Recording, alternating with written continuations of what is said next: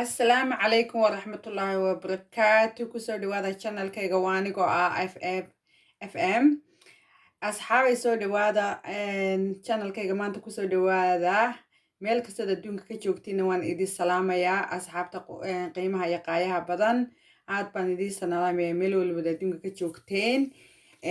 Channelkayga haddaad ku cusub tahayna please subscribe-ka ii saar. Asxaabtaadana igula sii wadaag kuna soo dhawaada.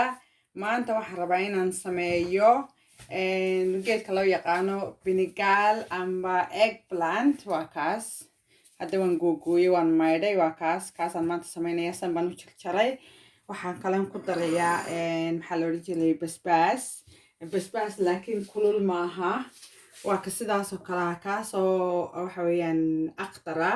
marka waxaan ka saaray inayihii waan ka saaray. markaas kaasaan isticmaalayaa. waxaan kale ku darayaa tamaandhada yaryar xabuubta waan yaryareeyey aad u yaryareeyey ayaan ku daray waan huurinayaa. marka hadda dabkii baan saarayaa.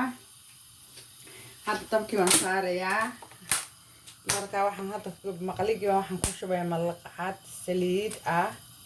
intaas saliidda malqacadda saliidina waa taas waxa weeye sunflower oil. yaala waxaan jecelahay inaan ku daro saliid saytuunka laakiin tanaan maanta ka helay. marka waxaan ku darayaa hadda tamaandadaasaan ku darayaa hadda. tamaandadaan ku darayaa isaga basal iyo waxa kale ku madalaysid waan yara huurinayaa le. markaa kadib waxyaala spicy waxba ku walaaqay biyo badan iyo waxaa kuma daris wax yaar baad ku istiim garaynaysaa. hadda markay tamaandhada iyo wax walba isku burburaan ayaan ku darayaa waxaan ku dhahay eggplant-kana. marka waan iskula huurinayaa. geedkan aad iyo aad buu faa'iido badan yahay. maskaxduu fiican yahay wadna xanuunka waxaan ku dhahay maasha allah lama soo koobi karo waxyaalo badan oo faytamiina ka wada buuxa sidii u fiican yahay waad yaabaysaa. marka waad yar huurinaysaa wax badan oo biyana kuma daraysid. inta marmar ofankaaban ku samaystaa inta yaanyadana kala korka ka saaro. marka hadda waan idin tusinayaa in markay yaanyadan si fiican igu shaaxido haddii la raalli ka noqdo. waxaan hadda saas u shaaxiday tamaandhadii saas u shaaxiday oo saas soo noqotay. waxaana kala ku daray 2 xabo oo tamaandhada qalalana waa taas sunflower weeyaan dry tamaandho qalalan weeyaan oo waxaan ku daray 2 xabo. waa kaas marka hadda waxaan ku darayaa basbaaskii yaraa. waa kaas ma kulula waxaad u kulul maaha. aan kulay lahayn inayihun baan ka saaray. markaasaa waxsuu noqdo waa kaa maasha allah saasuu yahay.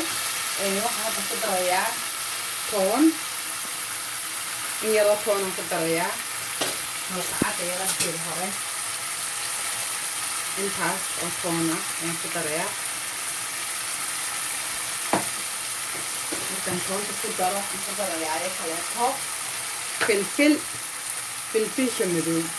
waxaana ku darsanba malaha filfishan waa kaa intaa yar asaa ugu daraysaa.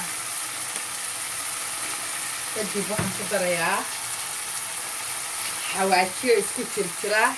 waxa weeyaan mixed spice waa xawaajiyo isku dhex dhafan maro waa kusaasay yihiin.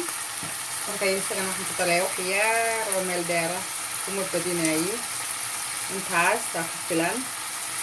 isagana intaasaan saa ugu darayaa. kadib waxaa dhan baad isdhex gelinaysaa si fiican isku dhex gelinay. markaas saasuu yahay isku dhex gelinay.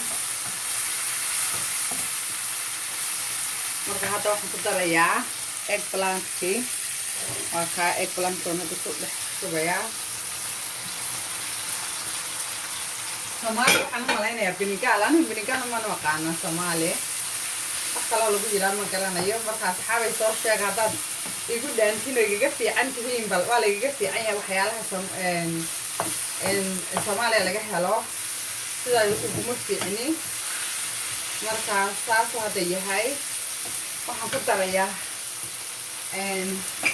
haaf biyo ah wax yaroo biyo aan ku daraya koobka haafkiisa intaan leeg ayuu masaa ugu shubayn ku yaro huurinayaa un markaas oo sidaas waxaan rabaa oo kala ku darayaa milix yaa kala waxan meedana milixdana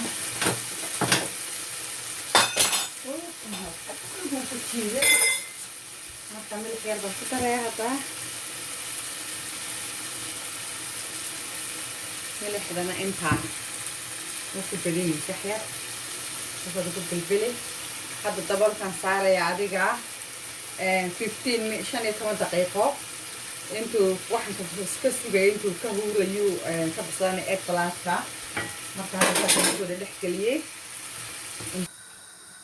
hadda wuu bislaaday vinigaalkii amba eggplant loo yaqaano korka hadda waxaan kaga shubay maxaa la dhihi jiray kamsar caleen yaroon yaryareeyay oon aad u yaryareeyay baan korka kaga shubay marka wuu bislaaday waa kaas si fiican buu wada bislaaday maasha allah haddaad rabtid barandhaad ku darsan kartaa hadda maanta aniga barandho kumaan darin marka barandhaad ku darsan kartaa basbaas baad ku darsan kartaa hadda nin basbaas kumaan darin waxyaana dee filfishi madooyada man ku daray marka markuu si fiican u jilco ilaa 15 daqiiqo dabka hadda saarnaa waa kaa wuu bislaaday waxaana lagu cunayaa amba bariis amba roodhi qalbigii aad jeceshahay adiga ayaad ku cuni kartaa iyagan hilib baa lagu samaystaa marmar inta ovenka lagu geliyo maasha allah marka hadda saas ku soo baxay asxaabey dee waxaan ku leeyahay waxaan jecelahay insha allah dee inaad saa u samaysan doontiin haddii la raalli ka noqdo kuna soo dhawaada channelkayga